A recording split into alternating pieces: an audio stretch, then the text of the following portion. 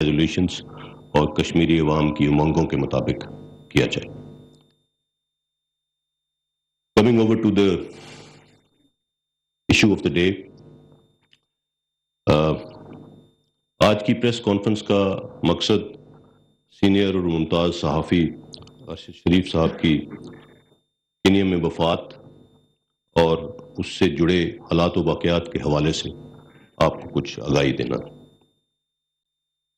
یہ press conference ایسے حالات کے تناظر میں کی جا رہی ہے جہاں حقائق کا صحیح ادراک انتہائی ضروری ہے تاکہ فیکٹ، فکشن اور اوپینین میں ڈفرینشیٹ کیا جا سکے اور سچ سب کے سامنے لایا جا سکے.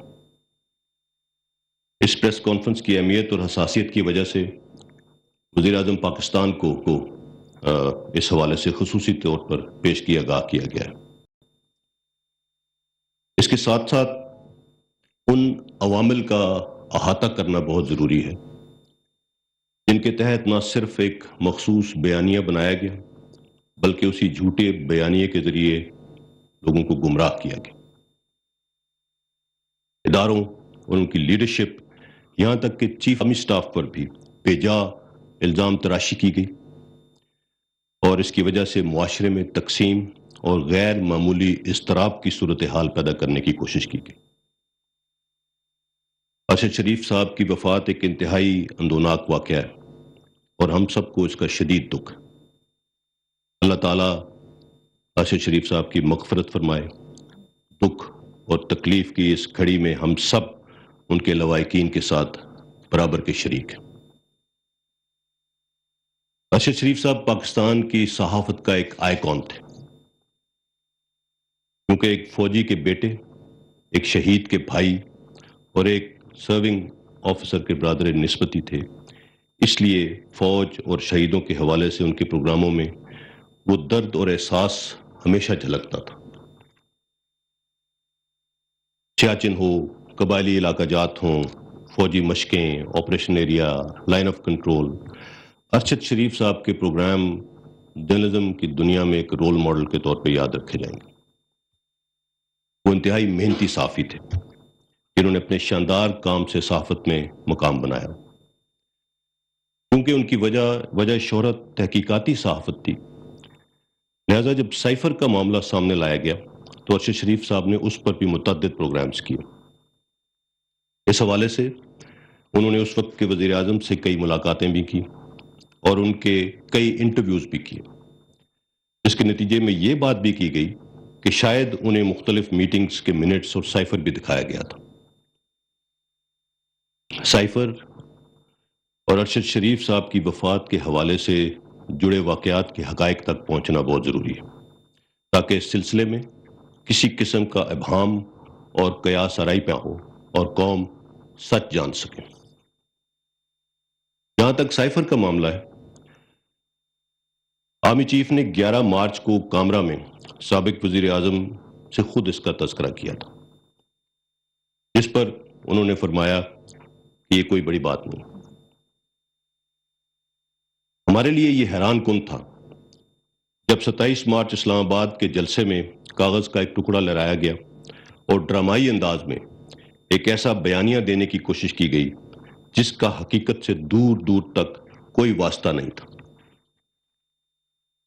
سائفر کے حوالے سے حال ہی میں کئی حقائق منظر عام پر آ چکے ہیں جس نے اس کھوکھلی اور من گھڑت کہانی کو بے نقاب کر دیا ہے کہ کیسے پاکستانی سفیر کی رائے کو اپنے سیاسی مقاصد کے لیے استعمال کیا گیا.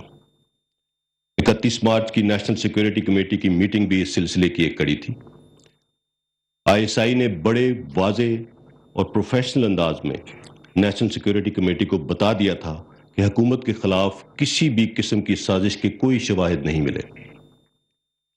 نیشنل سیکیورٹی کمیٹی کو بریف کیا گیا کہ یہ پاکستانی سفیر کی ذاتی اسیسمنٹ ہے اور پاکستانی سفیر نے جو لائے عمل ریکمینڈ کیا تھا وہی لائے عمل نیشنل سیکیورٹی کمیٹی نے بھی فارن آفس کو ریکمینڈ کیا. ISI کی سائفر سے متعلق فائنڈنگز کی کسی قسم کی سازش کو ان کو اس کے شواہد نہیں ملے اور یہ تمام فائنڈنگز ریکارڈ کا حصہ ہیں. ہم ان فائنڈنگز کو قوم کے سامنے رکھنا چاہتے تھے جو آئی ایس آئی کی فائنڈنگز تھیں. تاہم یہ فیصلہ ہم نے اس وقت کی حکومت پر چھوڑ دیا کہ وہ آئی ایس آئی کی فائنڈنگز کو پبلک کر دے، لیکن ایسا نہیں کیا گیا، بلکہ مزید افواہیں اور جھوٹی خبریں پھیلائی گئیں جس کا مقصد سیاسی فائدہ حاصل کرنا اور ایک مخصوص بیانیہ تشکیل دینا تھا کہ حکومت کے خلاف آئینی اور قانونی اور سیاسی معاملے کی بجائے عدم اعتماد کی تحریک رجیم چینج آپریشن کا حصہ تھی. پھر اسی حوالے سے امریکہ کے دنیا بھر میں رجیم چینج آپریشنز کے حوالے دیے گئے اور ان کو پاکستان میں حکومت کی تبدیلی سے جوڑ دیا گیا. پاکستان کے اداروں بالخصوص فوج کی لیڈرشپ کو نشانہ بنایا گیا اور ہر چیز کو غداری اور رجیم چینج آپریشن سے لنک کر دیا گیا. یہی وہ وقت تھا جب ارشد شریف صاحب اور دیگر کئی صحافیوں اور سوشل میڈیا ایکٹیوسٹس کو ایک مخصوص بیانیہ فیڈ کیا گیا جس کی حقیقت بھی بہت حد تک واضح ہو چکی ہے. ذہن سازی کے ذریعے قوم اور افواج پاکستان میں سپاہ اور لیڈرشپ میں نفرت پیدا کرنے کی مذموم کوشش کی گئی. پاکستان اور پاکستان کے اداروں کو دنیا بھر میں بدنام کرنے کی کوئی کسر باقی نہیں چھوڑی گئی. اس میڈیا ٹرائل میں ARY چینل نے بالخصوص پاکستان آرمی اور لیڈرشپ کے حوالے سے ایک جھوٹے اور سازشی بیانیے کو فروغ دینے میں اسپن ڈاکٹر کا کردار ادا کیا اور ایجنڈا سیٹنگ کے ذریعے فوج کے خلاف ایک مخصوص بیانیہ چڑھایا. نیشنل سیکورٹی کمیٹی کی میٹنگز اور اعلامیے کو غلط انداز میں پیش کیا گیا، حتیٰ کہ دوسری NSC میٹنگ میں اسد مجید صاحب کے حوالے سے من گھڑت خبر بھی چلائی گئی. پاکستان آرمی سے ایک سیاسی مداخلت کی توقع کی گئی جو کہ آئین پاکستان کے خلاف ہے. لفظ اے پولیٹیکل نیوٹرل کو ایک گالی بنا دیا گیا. اس تمام جھوٹے بیانیے اور گمراہ کن پروپیگنڈے کے باوجود ادارے نے، خاص طور پر آرمی چیف نے نہایت ریسٹرینٹ اور تحمل کا مظاہرہ کیا. ہم نے ہر ممکن کوشش کی کہ سیاستدان آپس میں بیٹھ کر خود قومی مسائل کو حل کریں، لیکن ایسا ممکن نہ ہو سکا. یہاں تک کہا گیا کہ سائفر کو چھپایا گیا. تو پھر سوال یہ ہے کہ فورن آفس جو سائفر پروسیس کر رہا تھا، کیا اس نے اسے چھپایا تھا؟ اور جو اس وقت سائفر کو ہینڈل کرنے کے ذمہ دار تھے ان کے خلاف پھر کیا ایکشن لیا گیا؟ اور اگر نہیں لیا گیا کوئی ایکشن ان کے خلاف تو کیوں نہیں لیا گیا اور ان کے نام کیوں نہیں لیے جاتے؟ لفظوں کے ہیر پھیر، گمراہ کن اور جھوٹی خبریں پھیلا کر اداروں اور ان کی لیڈرشپ کو غدار ٹھہرا کر کٹہرے میں کھڑا کر دیا گیا. مرحوم ارشد شریف کے علاوہ دیگر صحافیوں اور سوشل میڈیا ایکٹیوسٹ نے بھی سائفر کے حوالے سے بنائے گئے بیانیے پر بات کی اور بہت سخت باتیں بھی کی. ارشد شریف صاحب تو نومبر 2021 سے ARY چینل کے پلیٹ فارم سے اداروں پر تنقید کر رہے تھے، جس میں انہوں نے مختلف اداروں کے حوالے سے بہت سخت تنقیدی پروگرامز بھی کیے، لیکن اس کے باوجود ان کے حوالے سے ہمارے دل میں کسی قسم کے منفی جذبات نہ تھے نہ ہیں. کئی دیگر صحافی بھی اس پر بات کر رہے تھے، لیکن وہ پاکستان میں ہی رہے. آج بھی وہ بہت سخت سوالات اٹھا رہے ہیں جو ان کا آئینی حق ہے. تمام سائفر ڈرامے کے دوران جب بھی کسی صحافی یا چینل سے ہم نے بات کی تو ان سے یہی کہا کہ بنا ثبوت اور من گھڑت مفروضات پر غداری اور سازشوں کے الزامات ادارے کی لیڈرشپ پر نہ لگائے جائیں اور فوج کے اے پولیٹیکل سٹانس کو متنازع نہ بنایا جائے. آج دیکھنا یہ ہوگا کہ مرحوم ارشد شریف صاحب کے حوالے سے اب تک سامنے آنے والے حقائق کیا ہیں. 5 اگست 2022 کو خیبر پختونخوا گورنمنٹ کی جانب سے ARY اینکر ارشد شریف صاحب کے حوالے سے ایک تھریٹ الرٹ جاری کیا گیا. ہماری اطلاع کے مطابق یہ threat alert chief minister Khyber Pakhtunkhwa کی خاص ہدایت پر جاری کیا گیا، جس میں شبہ ظاہر کیا گیا کہ افغانستان میں مقیم TTP گروپ نے اسپن بولدک میں ایک میٹنگ کی ہے جو ارشد شریف کو راولپنڈی اور ملکہ علاقوں میں ٹارگٹ کرنا چاہتے ہیں. اس حوالے سے وفاقی حکومت یا پھر سیکورٹی اداروں سے مزید کسی قسم کی معلومات شیئر نہیں کی گئیں کہ کیسے اور کس نے کے پی گورنمنٹ کو یہ اطلاع مہیا کی کہ ارشد شریف صاحب کو ٹارگٹ کیا جائے گا۔ اس سے ظاہر یہ ہوتا ہے کہ یہ تھریٹ الرٹ مخصوص سوچ کے تحت جاری کیا گیا، جس کا مقصد شاید ارشد شریف صاحب کو ملک چھوڑنے پر آمادہ کرنا تھا، جبکہ یہ اطلاعات بھی ہیں کہ ارشد شریف صاحب ملک چھوڑ کر نہیں جانا چاہتے تھے، لیکن بار بار ان کو یہ باور کرایا جاتا رہا کہ انہیں خطرہ لاحق ہے۔ 8 اگست 2022 کو شہباز گل کے ARY چینل پر فوج میں بغاوت پر اکسانے کی متنازع بیان کی تمام مکاتب فکر نے مذمت کی اور اسے ریڈ لائن کراس کرنے کے مترادف قرار دیا۔ 9 اگست کو انہیں گرفتار کیا گیا۔ اس متنازع اسپیشل ٹرانسمیشن کے حوالے سے جب ARY نیوز کے سینئر ایگزیکٹو وائس پریزیڈنٹ عماد یوسف سے تحقیقات کی گئیں تو معلوم ہوا کہ ARY کے chief executive officer mister Salman Iqbal نے شہباز گل کی گرفتاری کے فوراً بعد عماد یوسف کو ہدایات دیں کہ ارشد شریف کو جلد از جلد پاکستان سے باہر بھیج دیا جائے۔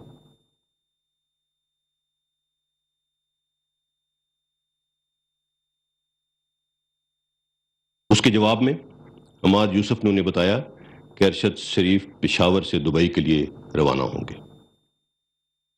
پھر اس حوالے سے متواتر ایک بیانیہ بنایا جاتا رہا کہ ارشد شریف کو بیرون ملک قتل کر دیا جائے گا۔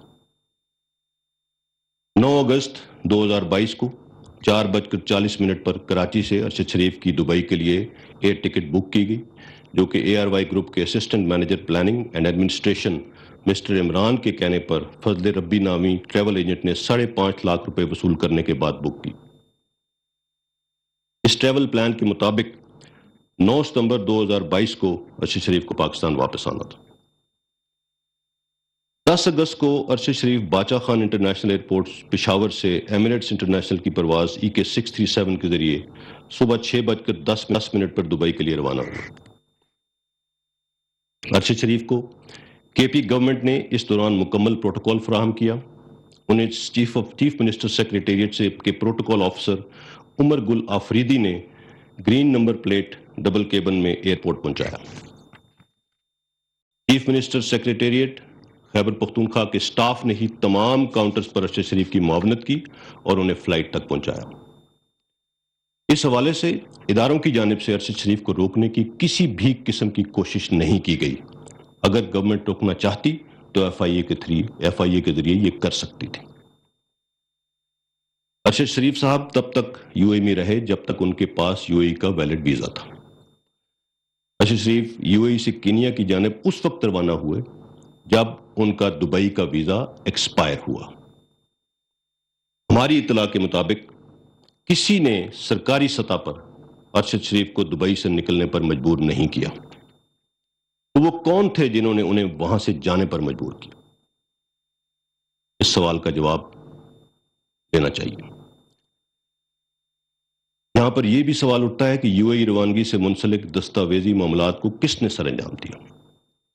متحدہ عرب امارات میں ارشد شریف کے قیام و طعام کا بندوبست کون کر رہا تھا؟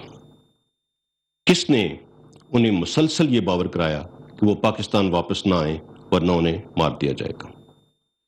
کس نے انہیں یقین دلایا کہ ان کی جان بیرون ملک، خاص طور پر کینیا جیسے ملک میں محفوظ ہے؟ ایک بیانیہ یہ بھی بنایا جا رہا ہے کہ جب ارشد شریف کو دبئی سے نکلوایا گیا تو صرف کینیا ہی وہ ویزا فری ملک تھا جہاں پہ وہ انٹری لے سکتے تھے، حالانکہ دنیا میں کم از کم 34 ایسے ممالک ہیں جہاں پر ویزا فری انٹری پاکستانیوں کو موجود ہے۔ ارشد شریف کیوں کر کینیا پہنچے اور ان کی میزبانی کون کر رہا تھا؟ ان کا پاکستان میں کس کس سے رابطہ تھا؟ ارشد شریف کی وفات سے منسلک کردار وقار احمد اور خرم احمد کون ہیں؟ ان کا ارشد سے کیا رشتہ تھا؟ کیا ارشد انہیں پہلے سے جانتے تھے یا کسی نے یہ رابطہ استوار کرایا تھا؟ کچھ لوگوں نے ارشد شریف صاحب کے لندن میں ملاقات کے دعوے بھی کیے۔ وہ دعوے ان سے کس نے کروائے اور کن بنیادوں پر وہ دعوے کیے گئے؟ کیا یہ دعوے بھی فیک نیوز اور ڈس انفارمیشن کیمپین کا حصہ تھے؟ ارشد شریف کی وفات ایک دور افتادہ علاقے میں ہوئی اور کینیا پولیس نے تو انہیں پہچانا ہی نہیں تھا، تو ان کی وفات کی خبر سب سے پہلے کس نے اور کس کو دی؟ کینیا کی پولیس اور حکومت نے اس کیس میں اپنی غلطی کو تسلیم کیا ہے لیکن دیکھنا یہ ہے کہ کیا یہ واقعی ایک مسٹیکن آئیڈینٹی کا واقعہ تھا یا ٹارگٹ کلنگ. بہت سے سوالات جواب طلب ہیں. اس افسوسناک واقعے کی صاف، شفاف اور غیر جانبدار تحقیقات بہت ضروری، اور اس کے لیے ہم نے حکومت سے ہائیسٹ لیول انکوائری کمیشن کی استدعا کی. اس کمیشن کو اگر بین الاقوامی experts, forensic, I T experts, even under the umbrella of U N نمائندوں کی ماہرین کی ضرورت ہو تو انہیں بھی شامل کرنا چاہیے. ان تمام حالات و واقعات میں اے آر وائی کے chief executive officer Salman Iqbal صاحب کا ذکر بار بار آتا ہے، لہذا انہیں پاکستان واپس لایا جانا چاہیے اور شامل تفتیش کرنا چاہیے. ارشد شریف کی ناگہانی موت کے فوراً بعد سوشل میڈیا پر مخصوص لوگوں نے فوراً الزامات کا رخ فوج کی طرف موڑنا شروع کر دیا. اس شفاق موت سے کون فائدہ اٹھا رہا ہے، یہ دیکھنا بہت ضروری ہے. ارشد شریف کی وفات ایک ایسا افسوسناک واقعہ ہے جس نے پوری قوم کو رنج و غم میں مبتلا کر دیا ہے. میں نے اب تک حاصل ہونے والی تفصیلات اور حقائق آپ کے سامنے رکھ دی ہیں. اب آپ پہ فرض ہے کہ آپ ان تفصیلات کی تہہ تک پہنچیں اور تمام کرداروں کو سامنے لائیں اور حقائق قوم کے سامنے رکھیں. ہم سب کو انکوائری کمیشن کی رپورٹ کا انتظار کرنا چاہیے. جب تک کوئی حتمی رپورٹ سامنے نہیں آ جاتی کسی پر الزام تراشی کسی صورت مناسب نہ ہوگی.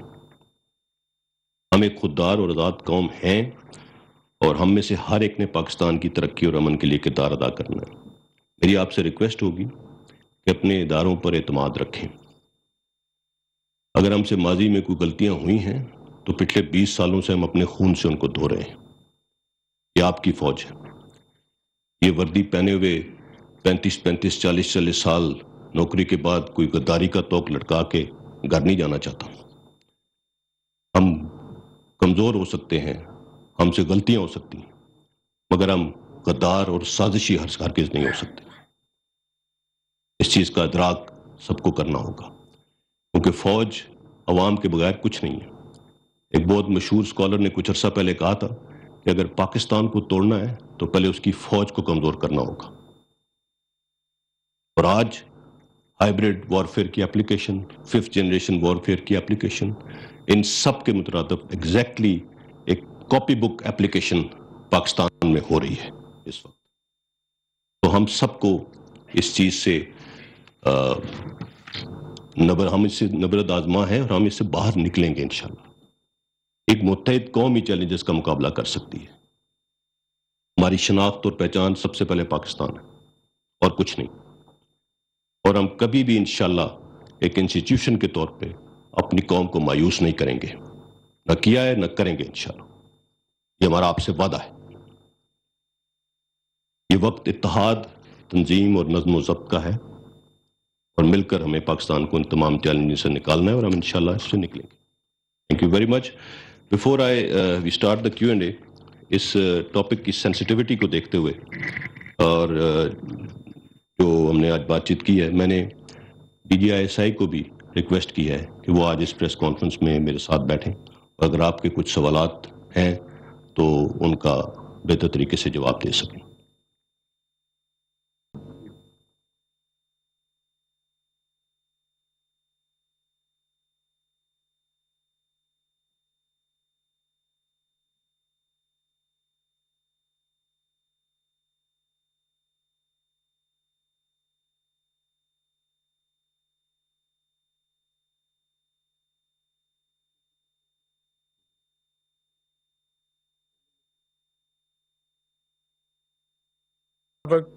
یہ شناخت کی غلطی کے باعث حادثہ پیش آیا. اس پہ حکومت پاکستان اور ہم مکمل شاید مطمئن نہیں ہیں. اسی لیے حکومت نے ایک ٹیم بنائی ہے جو تحقیقات کرنے کینیا جائے گی. حکومت نے جوڈیشل کمیشن بھی بنایا ہے، اور میں نے دانستہ طور پر ISI کے جو ممبران تھے ان دونوں فورم سے نکال لیے تاکہ قوم کے سامنے غیر جانبدار 100% شفاف تحقیقات ہو. جو بھی اس کا نتیجہ آئے گا انشاءاللہ DGI آپ کو اس سے آگاہ. ممتاز بھٹی میں دن سے کو ریپرزینٹ کرتا ہوں.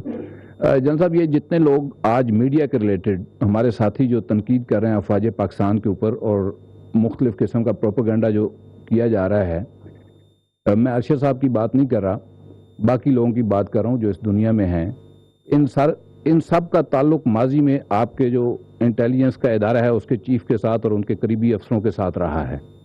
تو آپ نے اس اینگل کے اوپر اب تک کیا تحقیق کی ہے کہ آئندہ تعیناتی کو منور کرنے کے لیے یہ پروپیگنڈا افواج پاکستان کے خلاف تو نہیں کیا جا رہا؟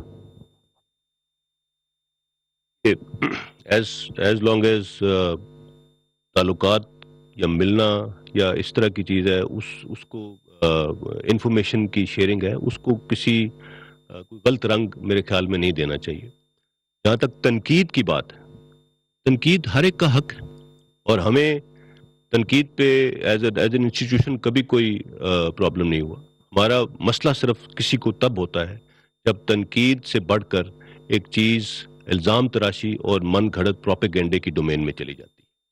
تو that is something that we need to avoid at all cost, and especially جب ہم اپنے اداروں کے بارے میں بات کر رہے ہیں، بیکاز ہمارے پاس ایسا کوئی فورم نہیں ہے کہ ہم ہر روز آ کے ہر ایک کے کسی کی بھی بات کا جواب دے سکیں، نہ ہی ہمیں سوٹ کرتا ہے، نہ ہی ہمیں کرنا چاہیے۔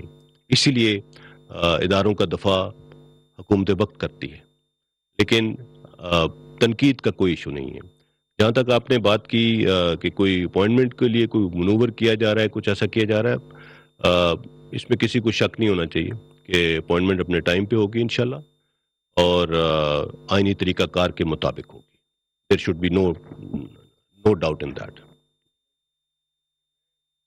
میں کہہ چکا ہوں آپ کے سوال پوچھنے سے پہلے، پاکستان کے ہر شہری کا بھی آئینی حق ہے کہ وہ آزادی سے اپنی رائے کا اظہار کرے، بھلے وہ رائے میری تنقید ہی کیوں نہ ہو۔ میں دہرا دیتا ہوں آپ کے لیے کہ it is my duty to respect that right. As a soldier and spy I am ready to protect that right.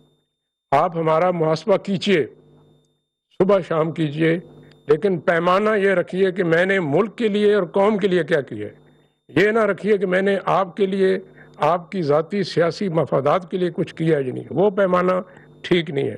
اگر میں ملک کے لیے کام ٹھیک نہیں کر رہا ہوں، قوم کی امیدوں میں پورا اتر نہیں رہا ہوں، آپ برائے مہربانی میرے پہ تنقید کریں، میں بہت خوش اسلوبی سے اپنے کام میں بہتری لاؤں۔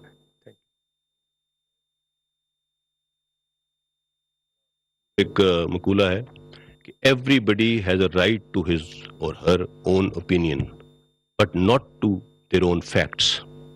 اوپینین کا رائٹ ہے بٹ فیکٹس مینوفیکچر مت کریں۔ اور انفارچونیٹلی جب پروپیگنڈا، ففتھ جنریشن وارفیئر، یہ جب جو اس کی اساس ہے وہ یہی ہے کہ فیکٹس کو توڑ مروڑ کے پیش کیا جاتا ہے اور ان کی بنیاد پر افواہیں اور پروپیگنڈا کیا جاتا ہے۔ ایئر وے ٹی وی سے ڈی جی صاحب آپ سے سوال ہے کہ جس سیناریو کو آپ نے بیان کیا اس میں بہت سے انٹرنیشنل چیلنجز بھی ایک سامنے آتے ہیں، تو تھوڑی سی روشنی ڈالیں گے وہ کون سے انٹرنیشنل چیلنجز ہیں اور ان کو نمٹنے کے لیے حکمت عملی کیا ہے؟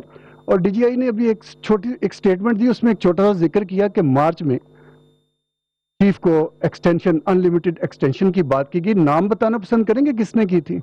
Thank you. انفارمیشن انہوں نے شیئر کیا ہے، میرے خیال میں وہ اتنی ہی شیئر کر سکتے ہیں، اس سے مزید اگر شیئر کر سکتے ہوتے تو آپ کو ضرور بتا دیتے۔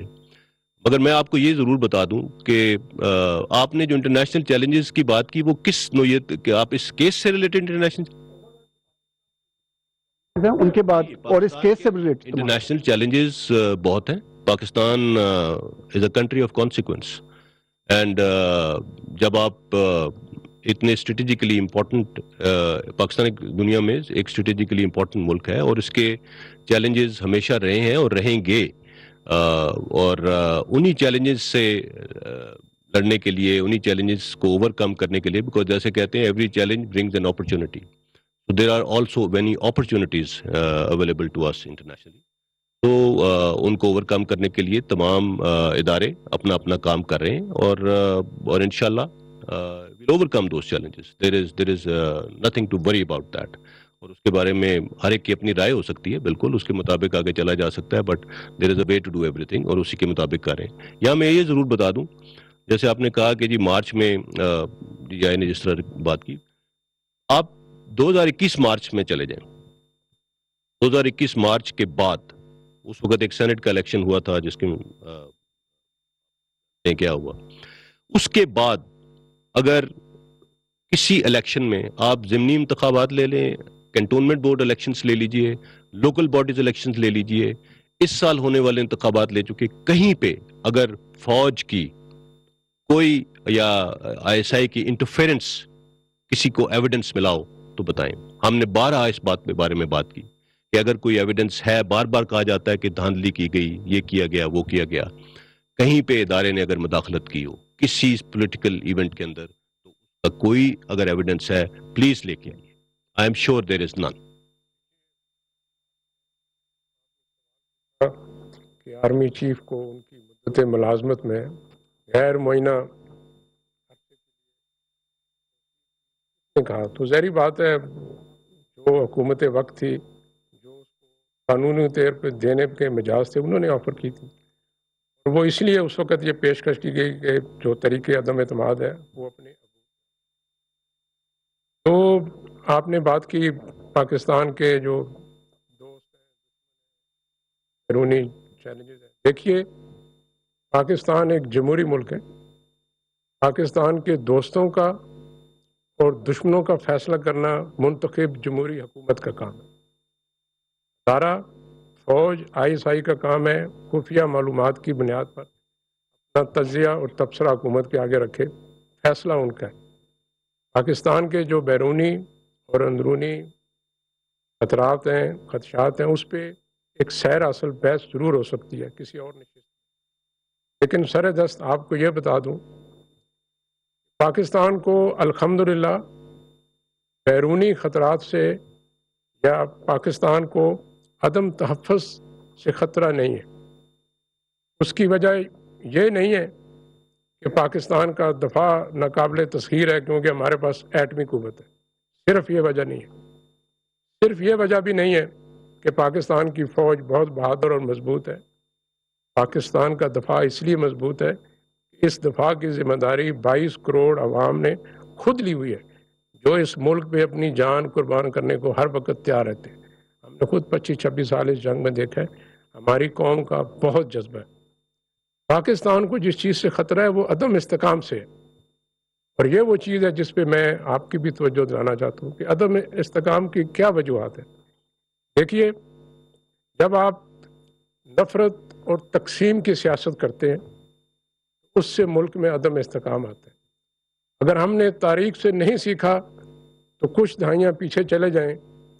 ہم مسلمان ملک تھے, ہمارے 2 حصے تھے, لیکن اس کے باوجود الگ ہو گئے کیونکہ ہم نے نفرت اور تقسیم کو زیادہ ابھارا. اور یہی وہ چیز ہے جو ہمارے معاشرے اور مملکت کی بنیادیں کھوکھلی کر رہے. پاکستان کو عدم استحکام اس کی معاشی حالات کی وجہ سے بھی, جس پہ میں جب خود ڈی جی آئی ایس آئی بنا تو میرے سے پوچھا گیا کہ پاکستان کا نمبر 1 مسئلہ کیا ہے. تو میں نے کہا سر میری نظر میں یہ ہمارے معاشی مسائل ہیں. بہرحال جنہوں نے سوال پوچھا وہ میری رائے سے متفق نہیں ہوئے. ان کی نظر میں حزب اختلاف پاکستان کا سب سے بڑا مسئلہ تھا.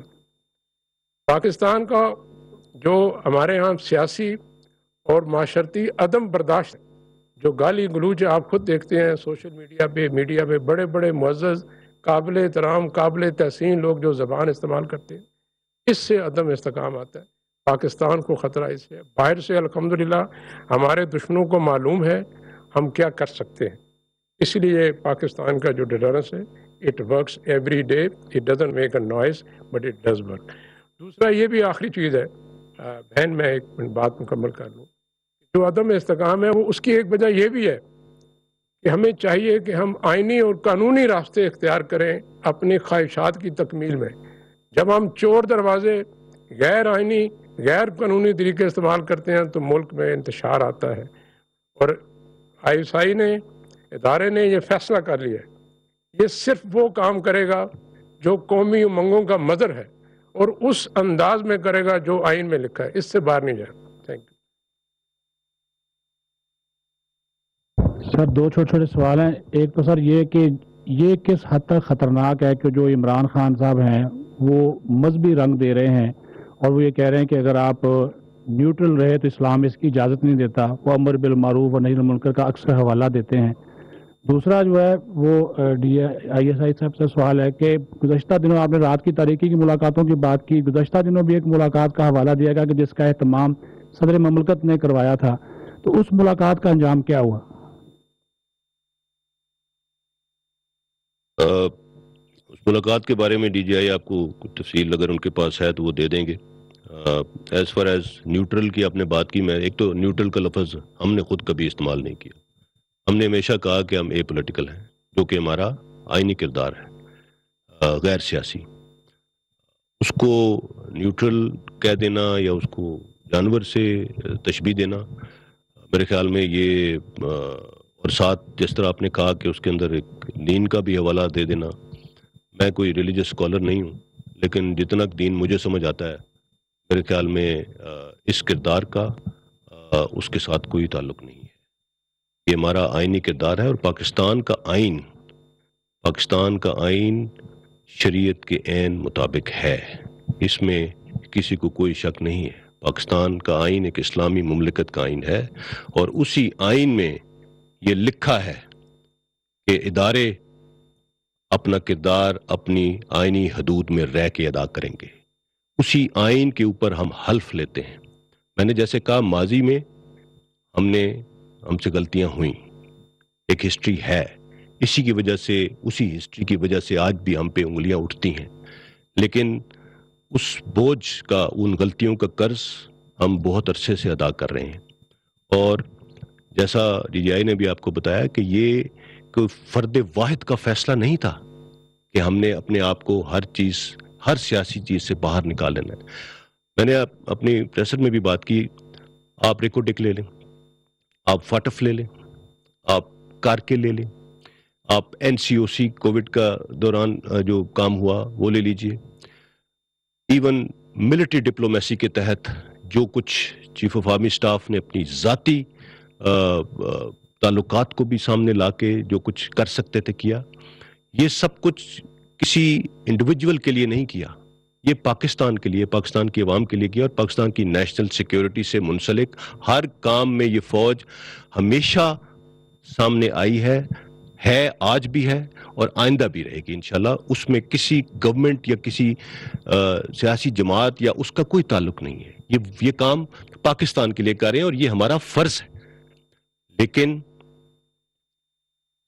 سیاسی طور پہ انوالومنٹ یا کسی کے حق میں مداخلت کرنا, یہ انسٹیٹیوشن نے ایک بہت سوچ سمجھ کے یہ فیصلہ کیا کہ یہ اب آگے یہ نہیں چل سکتا. اور انشاءاللہ آپ دیکھیں گے کہ we are going to stick to that, and this is what our constitutional role is. اور جیسے DGI نے بھی بڑا کلیئرلی کہا کہ ISI بھی وہی کام کرے گی جس کی اسے آئین اجازت دیتا ہے. دوسری سوال کا جواب میں آپ سے ریکویسٹ کروں گا. ملاقاتوں کا آپ نے ذکر کیا, آپ کی ملاقاتیں ہوئیں. ان ملاقاتوں کے ہونے میں کوئی ممانعت نہیں ہے, میں اس میں کوئی بری چیز نہیں دیکھتا, کیونکہ اس کی نیت ملک میں استحکام لانا, سیاسی ٹھہراؤ لانا تھا. اور جتنے بھی رویوں میں اتنی زیادہ تلخی اور ٹاکسٹی آ چکی تھی, اس کو کم کرنا تھا. وہ اپنے منطقی انجام تک نہیں پہنچ سکی.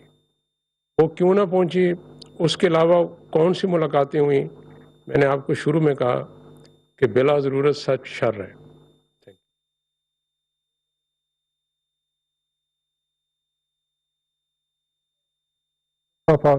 DGISPR پہلے تو congratulate you as a 3 star general number 1. دوسرا سر, آپ نے فرمایا ہے کہ 3 اسٹار جنرل کا آپ نے نہیں فرمایا, ARY چینل کا آپ نے ذکر کیا. تو یہاں پہ اگر فوج میں بھی 3 اسٹار جنرل کوئی غلط کام کرتا ہے تو اس کا بھی FGC field general court martial ہو جاتا ہے. تو یہ جو فارم ہاؤس ہے کینیا میں, وہ بھی انہی صاحب کا ہے.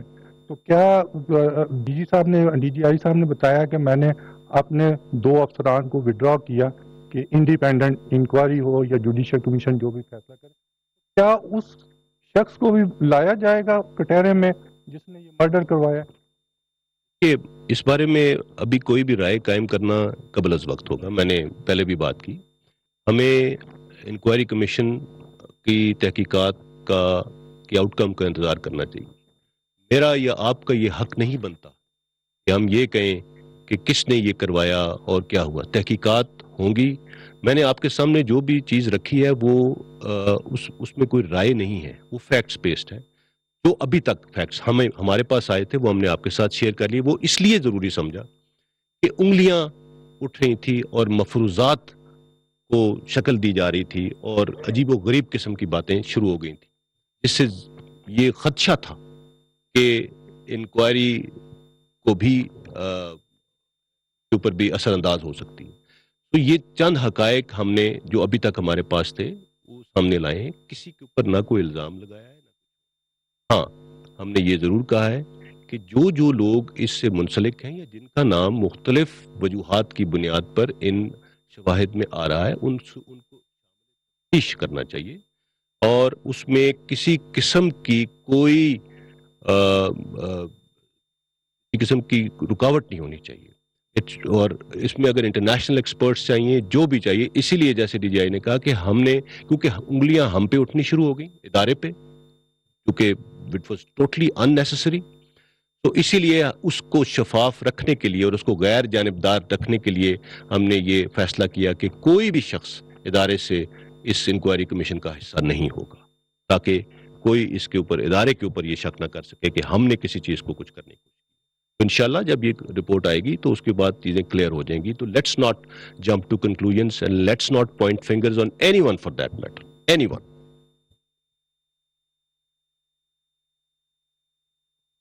سر السلام علیکم. اور پہلا سوال تو سر آپ سے, ڈی جی آئی سے, جنرل ردیم صاحب سے, کہ آپ کا آنا یقیناً حیران کن چیز تھی.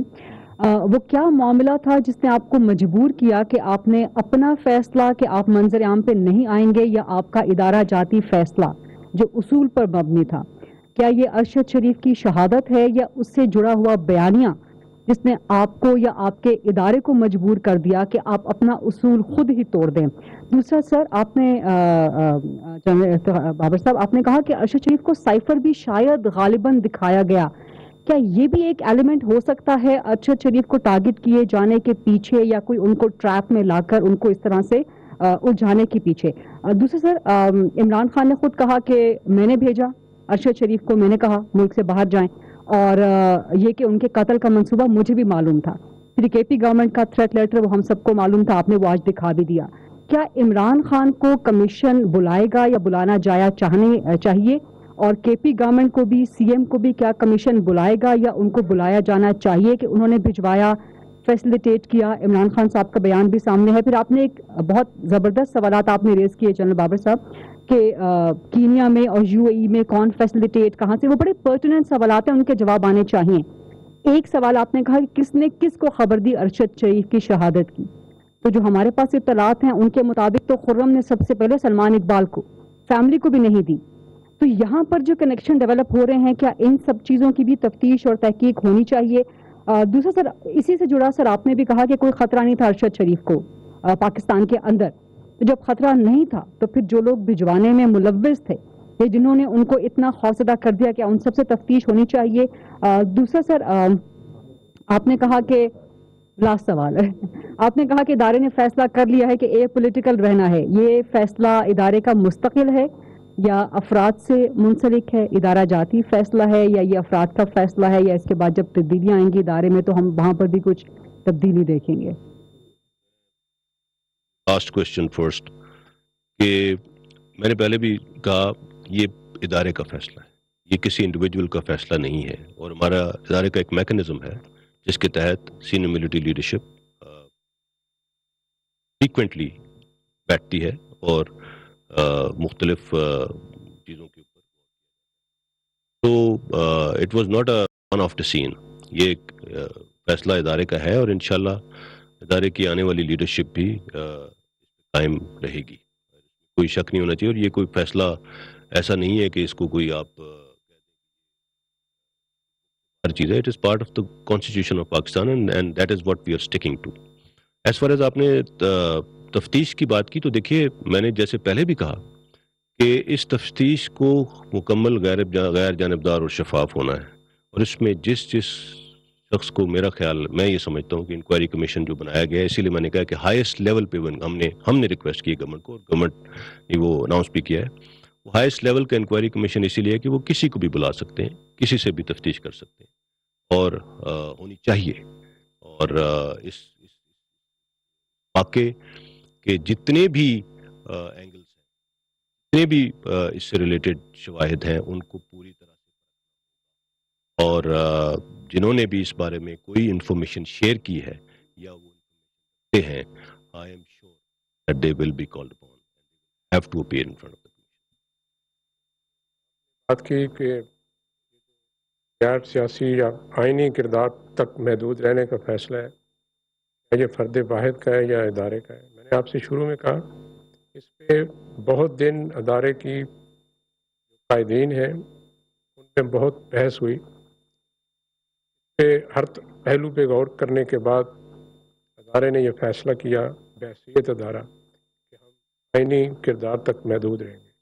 آپ کو یہ معلوم ہو جو اس فیصلے میں شامل تھے ان میں وہ لوگ تھے جو اگلے 15 سے 20 سال تک اس ادارے کی قیادت سنبھالنے والے، لہذا یہ فیصلہ فرد واحد کا نہیں ہے۔ تو آپ نے بات کی کہ کس چیز نے مجھے مجبور کیا، یہ لفظ ٹھیک استعمال ہوا ہے کیونکہ میری اپنی پالیسی تھی کہ میں نے تصویر بھی نہیں لانی اپنی، وہ یہ تھی کہ میں دیکھتا تھا اکثر کہ جیسے میں نے شروع میں کہا کہ ایک سائڈ پہ جھوٹ کو اتنی آسانی ہے، اتنی فراوانی ہے، اور ہمارے جو نوجوان ذہن ہیں وہ اس کو قبول کرتے جا رہے ہیں، اور مجھے کسی ذاتی چیز کی وجہ سے میں مجبور نہیں ہوا۔ جب میں نے دیکھا کہ اس سے ادارے اور ملک میں ایک فتنہ اور فساد پھیلنے کا خطرہ ہے، صرف اس وجہ سے کہ جھوٹ کو جھوٹ ثابت نہیں کیا جا رہا یا سچ خاموشی پہ تلا ہوا ہے، تو اس لیے میں نے یہ خاموشی توڑی، اور جو باقی باتیں میں نے آپ کو بتا دی ہیں، لیکن میں دوبارہ دہراؤں گا غیر ضروری سچ میں پرہیز کروں گا۔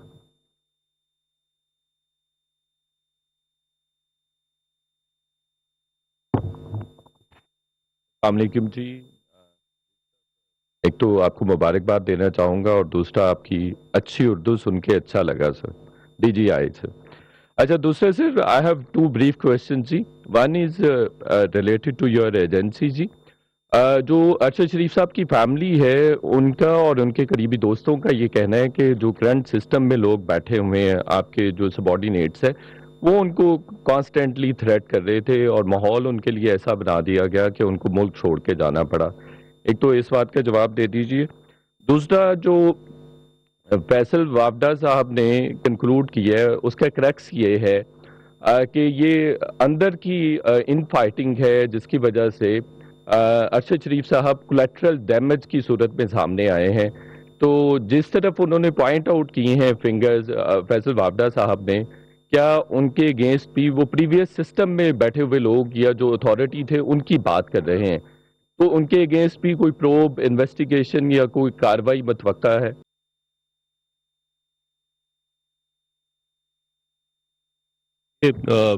آپ نے ایک تو فیصل واڈا صاحب کی جو بات کی، میں اس کے اوپر we would not like to comment on that, because یہ ان کی ذاتی ایک اسٹیٹمنٹ ہے، انہوں نے جو بھی بات کی۔ میں نے پہلے بھی کہا کہ جیسے انہوں نے اپنے آپ کو پیش کیا ہے، انہوں نے یہ بھی کہا ہے کہ جی میرا فون بھی اویلیبل ہے، تو آئی تھنک انکوائری کمیشن کو اس کے دیکھنا چاہیے، ان کی تفتیش میں ضرور شامل کریں۔ I am no position to comment on what he is seeing and کیا چاہتے ہیں۔ دوسرا سوال آپ کا کیا تھا؟ جی اس کے بارے میں I would request D G I would request. دیکھیے، وہ معلومات میرے پاس ہیں، شریف صاحب کے جو میرے ماتحت آفیسرز ہیں ان کے ساتھ اچھے تعلقات تھے، وہ ایک دوسرے سے ملتے بھی رہے ہیں ان کے جانے سے پہلے، تو میں اس چیز سے اتفاق نہیں کروں گا کہ ان لوگوں نے ان کو، اور اگر اسٹیبلشمنٹ چاہتی کہ وہ ملک نہ چھوڑیں تو کیا وہ ملک چھوڑ سکتے تھے؟ خود اس سوال کا جواب جانتے ہیں۔ میں ان سے کوئی ذاتی دشمنی نہیں تھی، وہ ملتے رہتے تھے۔ جیسے میں نے شروع میں کہا کہ ان کی جو سیاسی آرا ہے اس سے اختلاف کی گنجائش ہمیشہ رہی ہے، لیکن وہ ہمارے آفیسرز کے ساتھ ان کے پرانے تعلقات تھے اور وہ رابطے میں تھے۔ جو آپ نے پوچھی तो बाकी साफ़ी हजरात भी कहते हैं कि हमें फ़ोन कॉल्स आती हैं। देखिए, मैं कहूँगा कि ये भी मोस्टली झूठ है। आजकल कम्युनिकेशन ऐप्स ऐसी हैं, आपको काबिल बनाती हैं कि आप अपना नंबर ज़ाहिर किए बगैर कॉल कर लें। और अगर आपको शक है कि ये गुमनाम नंबर से कॉल आई है, तो उसका आईनी कानूनी तरीका पाकिस्तान के कानून में मौजूद है। आप पुलिस में FIA में शिकायत करें, वो फोरेंसिक करके आपको बता देंगे कि जो नंबर नहीं आया ये असल में नंबर किसका है। और कुछ हफ्ते पहले आपने मीडिया पे देखा, कुछ शरारती लोग खुद ही एजेंसी का बंदा बन के एक दूसरे को कॉल करके वो मीडिया पे आया। तो हमारे लोग थोड़े फनकार भी हैं। Thank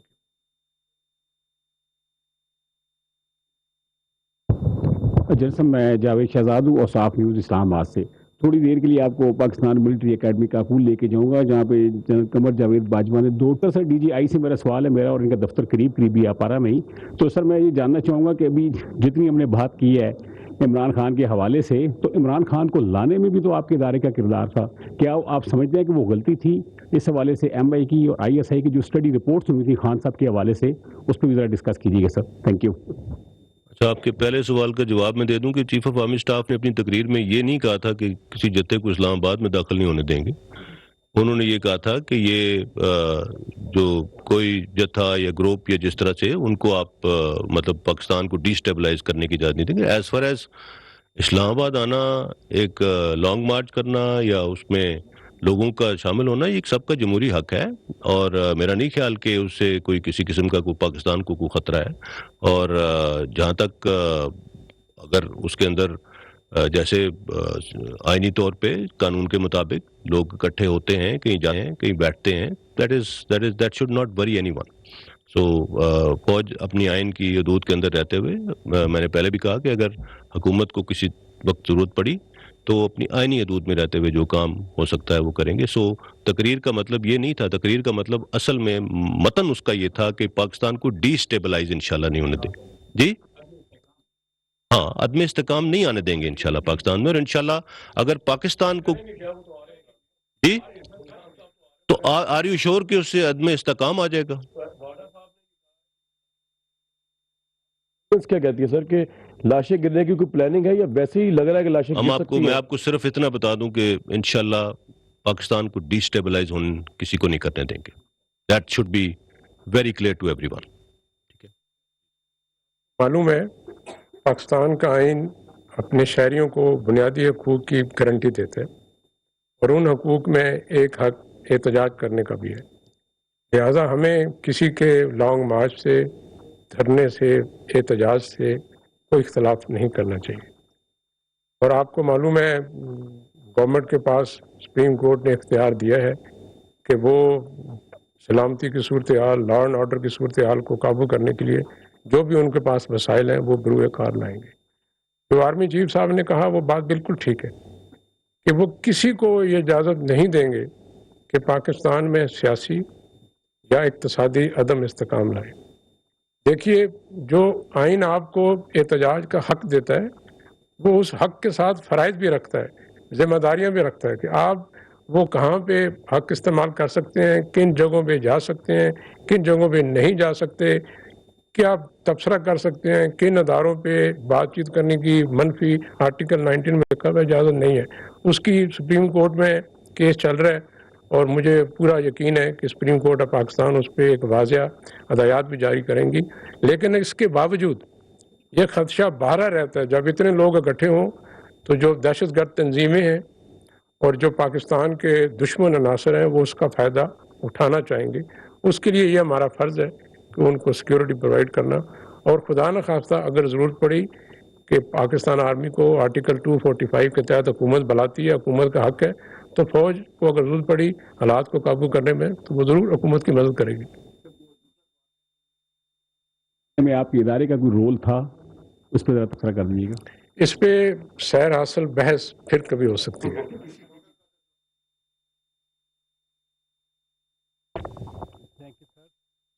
I have two questions for each of the gentlemen. मैं एक बहुत पुराना जर्नलिस्ट हूँ, DGI साहब। बहुत कम मेरे बैचमेट यहाँ बैठे हैं कुछ लोग। میں نے اپنی پروفیشنل لائف میں اس طرح briefing D G I S I کی نہیں سنی. I was shocked, not surprised when I heard that you are coming over here. Should I be alarmed of your presence here? کچھ ایسے حالات ہیں جن کی وجہ سے آپ مجبور ہوئے کہ آپ آ کے اپنا پرسنل پرسپیکٹو بتائیں. حالانکہ گورنمنٹ آف پاکستان کے سارے ادارے ہیں, فل منسٹری آف انفارمیشن ہے, آئی ایس پی آر کا ڈائریکٹریٹ ہے. کیا عمران خان نے ڈریگ تو نہیں کیا آپ کو جب وہ کہتے ہیں کہ ایک شخص جب سے یہاں تعینات ہوا ہے اس کی وجہ سے یہ مسائل بنے ہوئے ہیں؟ D G I S P R صاحب, آپ سے میرا سوال یہ ہے, یہ ٹھیک ہے پاکستان ڈی اسٹیبلائز نہیں ہوتا اگر long march who, political activity who.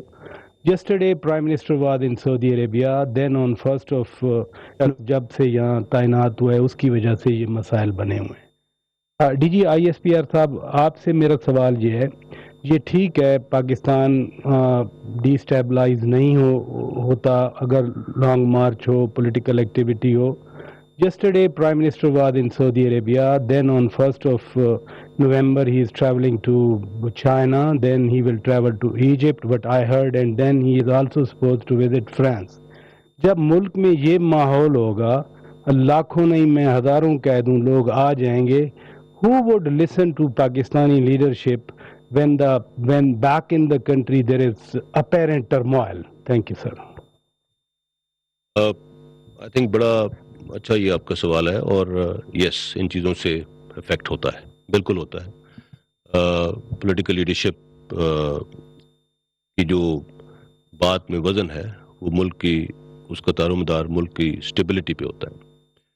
And I am sure کہ لیکن اس کے ساتھ یہ بھی دیکھنے کی ضرورت ہے کہ تمام ملکوں میں, دنیا کے تمام ممالک میں اس طرح کے جمہوری اجتماع ہوتے ہیں, اور ان کے اندر مختلف باتیں بھی کی جاتی ہیں. ہر حکومت کو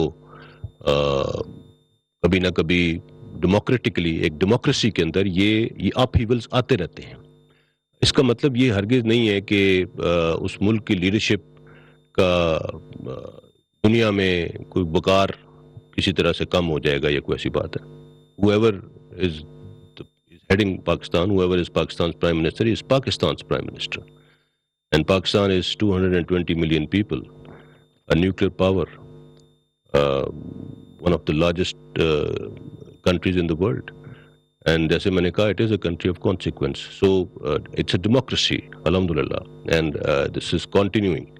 So democracies میں اس طرح کی چیزیں ہوتی رہتی ہیں. میں نہیں سمجھتا کہ اس کو بہت زیادہ اس سے کوئی پریشان ہونے کی ضرورت ہے. It happens in democracies. آپ کو دیکھ لیجئے یو کے میں کیا ہو رہا ہے, کتنے پرائم منسٹرز چینج ہو چکے ہیں, کیا ہوا ہے. بٹ کنٹریز نارمل, کوئی ایسی کسی نے آ کے اس کے اوپر کوئی شور نہیں مچایا. They also have their own way of working. So one should not be alarmed. And since آپ نے کہا ہے کہ آپ D G I S I کی پریزنس سے الارم ہوئے ہیں, تو میں ڈی جی آئی ایس آئی کو ریکویسٹ کروں گا کہ وہ اس پہ تھوڑا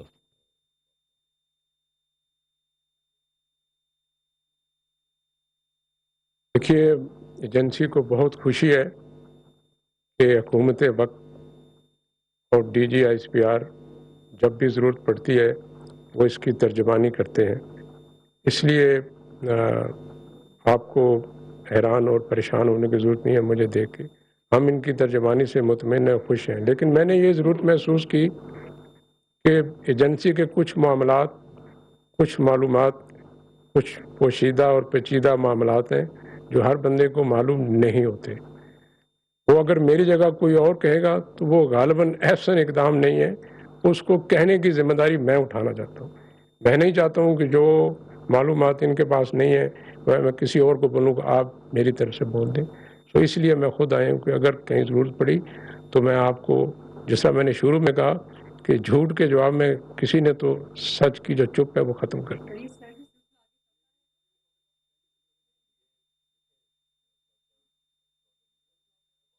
ایکسٹراڈنری میئرس.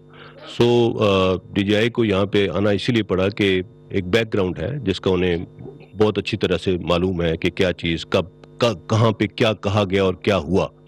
اور ہر چیز کا ایک سٹوری ہے پیچھے. سو جیسے انہوں نے کہا کہ there are so many things that he can't share, but آج کل کی جو سچویشن ہے اور جس طرح سے ادارے کو, فوج کو بھی اور دین ISI کو علیحدہ سے ایک سمیئر کیمپین چلائی جا رہی ہے, اس لیے یہ بہت ضروری سمجھا گیا کہ as an extraordinary measure ایک مرتبہ ہم دونوں بیٹھ کے اس چیز کے اوپر آپ کے سوالات لیں, آپ سے بات کریں اور قوم کے سامنے یہ واضح کریں کہ سچ کیا ہے, جھوٹ کیا ہے, فیکٹ فکشن, ان چیز کو علیحدہ کرنے کی ضرورت ہے.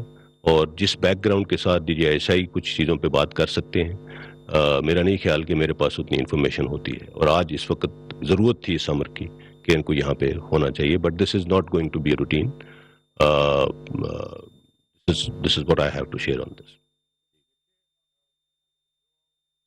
جو آپ نے بات کی میں یہاں کیوں آیا اور دوبارہ آؤں گا یا نہیں, میں نے آپ کو شروع میں کہا کہ میں ذاتی وجوہات سے نہیں آیا. آپ سب کو یاد ہوگا مارچ کے مہینے میں سوشل میڈیا پہ میری ذات کے خلاف جھوٹی اور غلیظ مہم چلائی گئی.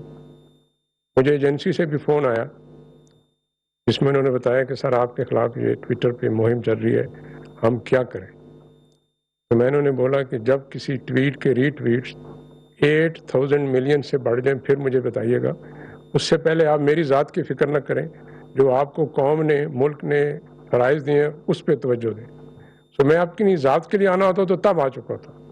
آج اس لیے آیا ہوں کہ میرے ادارے کے شہید, میرے ادارے کے غازی, میرے ادارے کے آفیسر جوان جو 24 گھنٹے اس ملک کے لیے جان دینے کے لیے تیار ہیں, اپنے فرائض سر انجام دے رہے ہیں, ان پہ جھوٹی تہمات لگائی جا رہی ہیں. اس پہ خاموش رہنا میرے لیے اخلاقی طور پہ ناممکن تھا. میں اس لیے آیا. شوکت میرا نام ہے, جنگ اخبار سے تعلق ہے میرا. اس وقت ملک عدم استحکام کا شکار ہے, قوم بکھری ہوئی ہے اور معاشی حالات بھی درست نہیں ہیں. ایسے حالات سے دشمن ملک فائدہ اٹھاتے ہیں کہ اگر خدا نخواستہ کسی طرف سے کوئی خطرات ہوئے تو ہم کہاں کھڑے ہیں.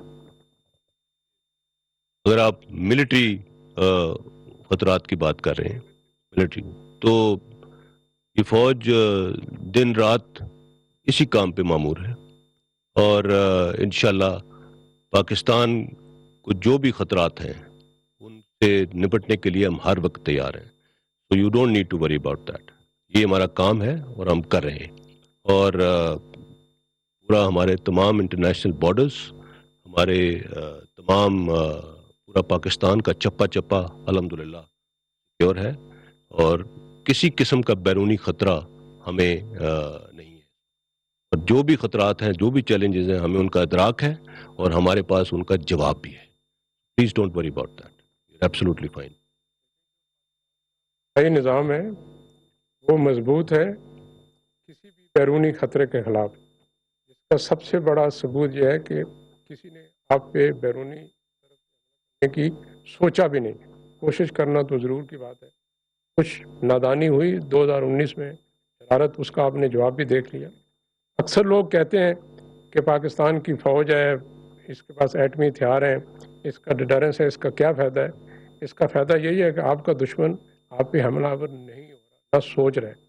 اس لیے میں نے آپ کو شروع میں بھی کہا, deterrence of Pakistan is working every day. It is working 24/7, but it's not making a noise.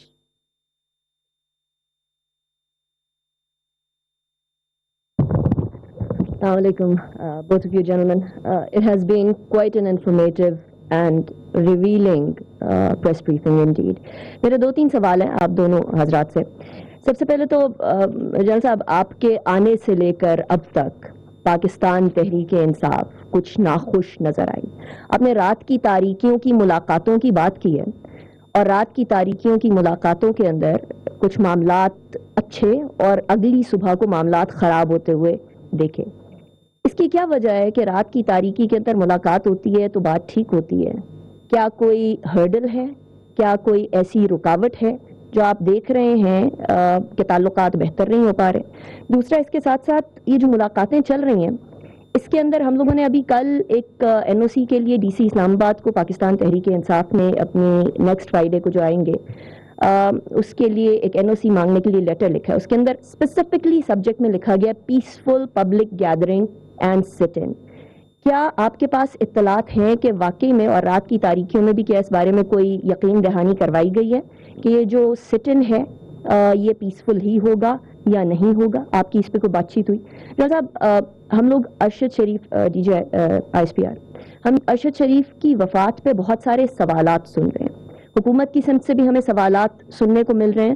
جوابات بڑے کم ہیں, بہت کم تعداد میں ہیں. آپ نے جو سوالات اٹھائے ہیں بڑے پرٹیننٹ, بڑے امپورٹنٹ ہیں, لیکن ایسا لگتا ہے کہ ان سوالات کے پیچھے جوابات بھی کچھ حد تک آپ کو معلوم ہیں. آپ نے 4 نام لیے, خرم احمد, وقار احمد, سلمان اقبال جو کہ ایئر وائی کے سی ای او, اور عماد یوسف. ان کا آپس کا کنیکشن, اور ساتھ ہی ساتھ آپ نے جو خرم احمد اور وقار احمد کی بالخصوص بات کی ہے, اس کے حوالے سے آپ کے پاس جو اطلاعات ہیں would you be able to share that with us تاکہ کچھ کلیئرٹی آئے فیملی کو بھی, دوست احباب کو بھی, اور جرنلسٹ کمیونٹی کو بھی؟ کہ it is too early to say anything on that. Yes, we have information. لیکن وہ انفارمیشن ابھی اس فارم میں نہیں ہے کہ اس کو آپ سب کے سامنے رکھا جا سکے. دیر آر کنیکشن, سب کچھ ہے, اس کو تھرو پراپر مینس انکوائر کر کے, اسٹیبلش کر کے, فیکٹس کو اسٹیبلش کر کے اس کے بعد سامنے لایا جائے گا. اس لیے میں نے کہا کہ اب تک کی جو انفارمیشن ہمارے پاس آئی ہے اور جن کو ہم بڑے وثوق کے ساتھ جو چیز آپ کے ساتھ شیئر کر سکتے تھے ابھی ہم نے وہ share. Connecting the dots will take some time. They are being connected. And اسی لیے میں نے یہ سوالات اٹھائے کہ ان سوالات کے جواب غیر ایک لاجیکل کنکلوژن تک ہم نہیں پہنچ سکتے اس انسیڈنٹ کے بارے میں.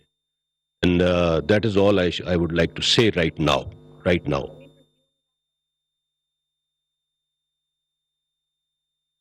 Yes, to an extent you can say that. I will now request DGI to comment on the question. آپ نے سوال پوچھا کسی بات کے حوالے سے. جب میں نے شروع میں کہا کہ یہ ادارے کا متفقہ فیصلہ ہے کہ ہم نے اپنے آپ کو اپنے آئینی اور غیر سیاسی کردار پہ محدود کرنا ہے, اس کا مطلب یہ بھی ہے, جو میں دوبارہ کہہ دیتا ہوں, کہ پاکستان کے تمام لوگوں کو, ہر شہری کا, ہر جماعت کا بلا تفریق کے غیر ہمارے پہ مساوی حق ہے.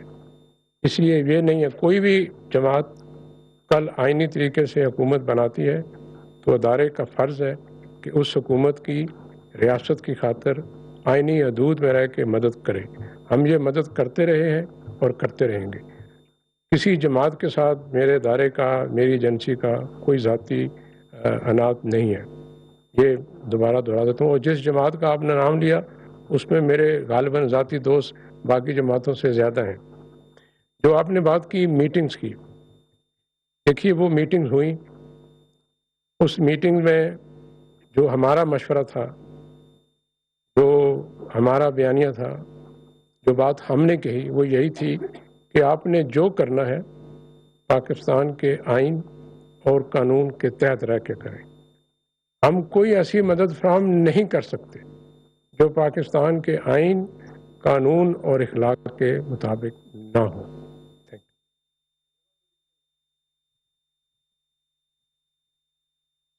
السلام علیکم سر, غزالہ نورین, سنو ٹی وی سے. سب سے پہلے تو سر آپ نے 2 دفعہ ذکر کیا شہداء کا, پاک فوج کے شہداء ہوں, آئی ایس آئی کے ہوں یا تمام قانون نافذ کرنے والے اداروں کے, جتنا بھی پروپیگنڈا ہو جائے, جتنا بیانیہ بن جائے, ہم بحیثیت قوم نہ صرف ان کی قربانیوں کو تسلیم کرتے ہیں بلکہ ہم انہیں اس پر خراج تحسین بھی پیش کرتے ہیں. سر کوشچن میرا یہ ہے کہ ارشد شریف مرحوم صاحب کے حوالے سے گفتگو ہو رہی ہے, جو ایک کمیٹی تشکیل دی گئی ہے اس پر بھی بہت سارے سوالات اٹھ رہے ہیں. یہ کہا جا رہا ہے کہ اس میں ایسے افراد شامل ہیں جن پہ بالخصوص ان کی فیملی کے لوگ بھی مطمئن نہیں ہیں. اور دوسرا سر, یہاں پر میرے کولیگ نے سوال کیا تھا, اس پر بھی آپ نے کہا تھا کہ وقت سے پہلے کوئی ایسی بات نہیں کرنی چاہیے. تو جو رانا ثناء اللہ صاحب نے جو وزیر داخلہ ہیں, انہوں نے اس حوالے سے جو بیان دیا اس میں بھی انہوں نے سونے کی سمگلنگ کے حوالے سے کچھ گفتگو کی. تو کیا آپ نہیں سمجھتے کہ اتنے سینسٹیو ایشو پر بات کرتے ہوئے ہر ایک کو سوچ سمجھ کر بولنا چاہیے اس حوالے سے؟ تھینک یو سو مچ. یہ آپ نے بالکل ٹھیک کہا. میں رانا ثناء اللہ صاحب نے جو بات کی اس کے اوپر کامنٹ نہیں کر سکتا. It is his prerogative. He is Interior Minister of Pakistan, and I'm sure he has some information that he's talking about.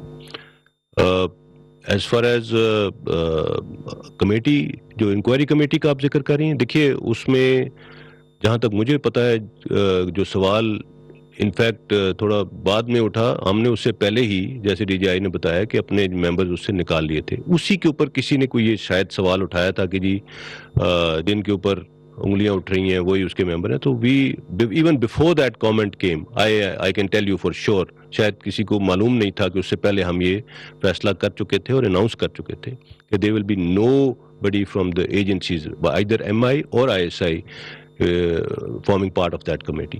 And اس کا ایگزیکٹ وجہ ہی یہی تھی کہ ہم اس کو بالکل شفاف اور غیر جانبدار رکھنا چاہتے ہیں. ٹھیک ہے سر، آپ نے پہلے کوشچن کے آنسر میں کہا کہ آپ کی طرف سے ریکویسٹ کی گئی اور وہ ہم نے دیکھا بھی. اس سے پہلے بھی جب نئے آنے والے آرمی چیف کے کردار کو متنازع بنانے کی کوشش کی گئی، ایک جملہ اچھالا گیا، اس کے بعد بھی ادارے کی طرف سے بڑے غم و غصے کا اظہار کیا گیا اور حکومت کو ایکشن لینے کا کہا گیا. سر، کیا وجہ ہے کہ حکومت کی جانب سے پروپیگنڈا مسلسل دوسری سائڈ سے ہو رہا ہے لیکن حکومت کی طرف سے ایکشن کیوں نہیں لیا جا رہا؟ کیا حکومت جو پاپولیرٹی ہے اس کی وجہ سے بیک فٹ پر ہے؟ سیکنڈلی سر، ڈی جی آئی میرا آپ سے سوال ہے، سر ارشد شریف مرحوم کی شہادت سے کہاں پر پاکستان میں کس کو نقصان ہو رہا ہے اور فائدہ سب سے زیادہ کون اٹھا رہا ہے؟ یہ بہت سارے باشعور لوگوں کو سمجھ آ رہا ہے. تو سر جتنا کچھ آپ نے اپنی ساری ڈیٹیلز میں بتایا، اس کے علاوہ ایک کیا شبہ یہ بھی ہے کہ کیا اس میں کہیں پر بھی انڈیا کی طرف سے بھی کوئی کردار ادا کیا جا سکتا ہے؟ سر اس کا کوئی شبہ ہے ابھی تک؟ Thank you. Third party involvement بالکل ہو سکتی ہے اور نو بڈی کین رول دیٹ آؤٹ. جیسے میں نے کہا جب انویسٹیگیشن ہوگی بہت سے حقائق اور سامنے آئیں گے. سو اس کے اوپر ابھی ہم کوئی رائے قائم نہیں کر سکتے. But yes there is a very big possibility کہ اس کے اندر اس طرح کی انوالومنٹ اینیمی ہوسٹائل ایجنسیز کی بھی ہو. پہلا سوال آپ نے کیا کیا تھا؟ ہاں، حکومت، دیکھیے حکومت اپنے تئیں جو کچھ کر سکتی ہے وہ کر رہی ہے. پچھلی حکومت کے دور میں بھی بہت پروپیگنڈا کیا گیا تھا ادارے کے خلاف اور اس وقت بھی ایک جو کچھ حکومت اپنے طور پہ کر سکتی تھی کیا. دیکھیے اس کا سواتھ بہت زیادہ ہے آج کل، جو خاص طور پہ جو سوشل میڈیا کے جو ایک دور ہے اور اس میں جس طرح سے انفارچونیٹلی چیزوں کے اوپر بات کی جاتی ہے. کہتے ہیں نا we are living in a post truth era. So half truths کو، فیکٹس کو توڑ مروڑ کے، اوپینینس کو، اوپینین آج کل ایسے لگتا ہے کسی کا ہے ہی نہیں. And everybody has his own facts. That is how things are working today. And unfortunately we don't have any regulations in our country as far as social media is concerned. اس کے لیے حکومت بہت عرصے سے کام کر رہی ہے اور ہمارا معاشرہ، ہماری we are a very populous country اور ہماری قوم جو ہماری پاپولیشن ہے اس کا مور دین 65% یوتھ پہ مشتمل ہے. اینڈ یوتھ ہمارا بہت زیادہ کنیکٹڈ ہے because of the communication means available today. تو اس چیز کو ریگولیٹ کرنا پڑے گا، انٹرنیشنل نارمز کے تحت کرنا پڑے گا، لیکن کرنا پڑے گا. ادروائز کوئی حکومت اپنے ریسورسز کے اندر اس طرح کے پروپیگنڈا مشین کا مقابلہ نہیں کر سکتی بیکاز ان چیزوں کے لیے آپ کو بہت ریسورسز چاہیے ہوتے ہیں.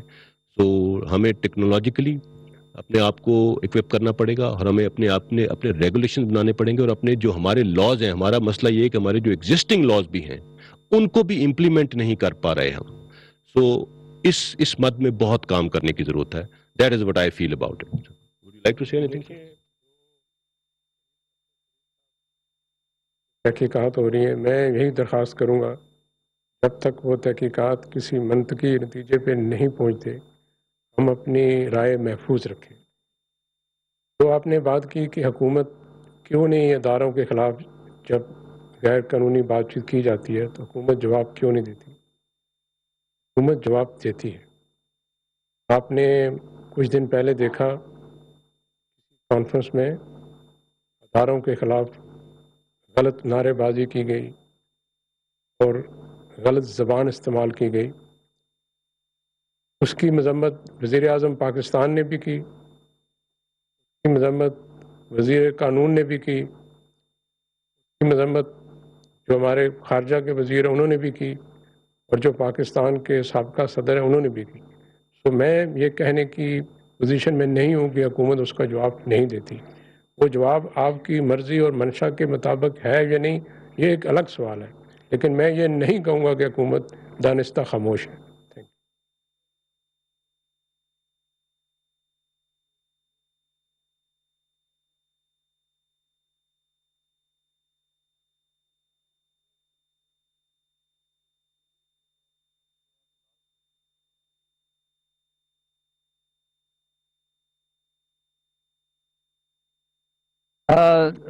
پہلا سوال تو ایس پی آر صاحب آپ سے ہے کہ اس سے پہلے بھی درجنوں صحافی ٹرائبل ایریاز میں، سوات میں اور پاکستان میں، کراچی میں وہ قتل کیے گئے.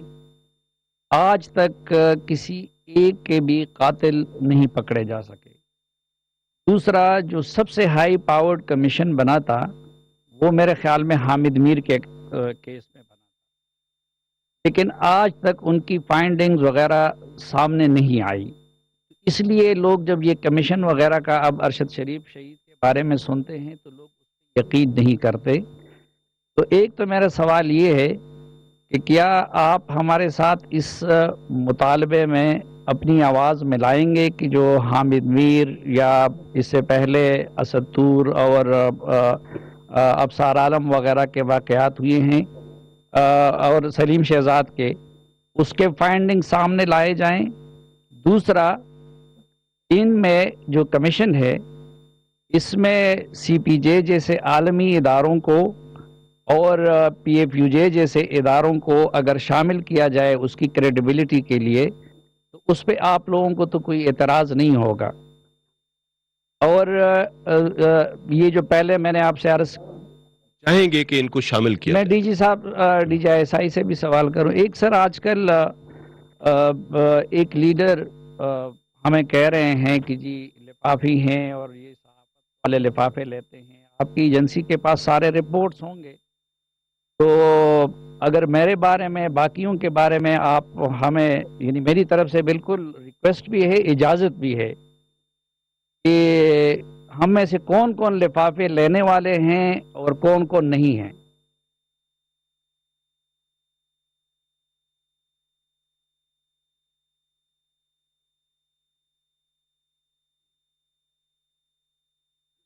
Assalamu alaikum. I'm sorry. Start my quick question. I came a bit late. Apologies, but sir, we all know that Arshad Sharif was a very responsible journalist, and we also knew him as somebody who was very close to the establishment. At any point, I'm asking both of you gentlemen, did he contact you saying that he was feeling threatened in Pakistan? Because you would assume that if there was a threat, he would have reached out to you. جیسے میں نے کہا کہ اور D G آئی نے بھی اس سے پہلے یہ بات کی کہ ہمارے پاس ایسی کوئی انفارمیشن نہیں تھی کہ ارشد شریف صاحب کو پاکستان میں ان کی جان کو کوئی خطرہ تھا، اور میرے ساتھ انہوں نے کبھی کوئی ایسی بات نہیں کی. He was in contact with me, اور میرے ساتھ نہ بھی ہو تو میرے ادارے میں موجود لوگوں کے ساتھ ان کا کانٹیکٹ رہتا تھا. He never came on discuss something. اگر کبھی کی ہوتی تو ہم ضرور ان کے ساتھ کھڑے ہوتے، بیکاز میں نے جیسے کہا کہ ادارے کے ساتھ ان کا ایک بہت خاص تعلق تھا، اور جس نوعیت کے پروگرامز انہوں نے پاکستان فوج کے بارے میں کیے، ہمارے شہداء کے بارے میں کیے، وہ ان کا بہت بڑا قرض ہے ہمارے اوپر. تو اس لیے I can say it for sure that he never discussed any such thing with me or anyone in my institution. And then later on جب یہ تھریٹ الرٹ جاری ہوا تو اس کا بھی جب بعد میں آئی نے جب اس کے اوپر کام کیا، we are very clear that we had no such information کہ ان کی جان کو پاکستان میں کوئی خطرہ تھا. سلیم صافی صاحب، آپ نے جو بات کی بالکل آپ پہلی بات تو یہ کہ آپ نے جس طرح کہا we are even of the view کہ اگر کوئی جرنلسٹ اس کمیٹی کا حصہ حکومت بنا سکتی ہے جو میں نے اسی لیے کہا انٹرنیشنل ایکسپرٹس انٹرنیشنل ادارے وٹ ایور پاسبل بیکاز اسی وجہ سے جو آپ نے کہا کہ پہلے کئی ایسے تحقیقات ہوئیں جو اپنی منطقی انجام پہ نہیں پہنچ سکی پہنچنا چاہیے تمام تحقیقات کو اپنے منطقی انجام پہ پہنچنا چاہیے ان کا رزلٹ نکلنا چاہیے تبھی ہم آگے بڑھ سکتے ہیں اور ہمارے صحافی برادری جو ہے وہ اپنی آبجیکٹیوٹی کے ساتھ اپنی رپورٹنگ بغیر کسی ڈر کے بغیر کسی خدشے کے کر سکتی ہے تو it must happen and let's start now let's take a start from now and اس کے بعد جو بھی ہمارے پینڈنگ کیسز ہیں ان سب کو دیکھنا چاہیے I am absolutely for this. آپ نے پوچھا میرے سے کہ میرے پاس کیا خفیہ معلومات ہیں کون سے صحافی ہیں جن کو ہے میں اس نظریے کے خلاف ہوں.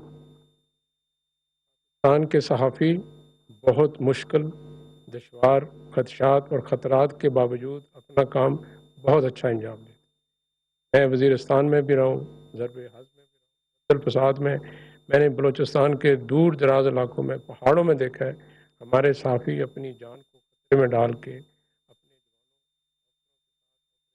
فرنٹ لائن تک کے تو میں اس نظریے کی مذمت کرتا ہوں کوئی صحافی ایسا نہیں ہے تو میں بحیثیت ڈی جی آئی صحیح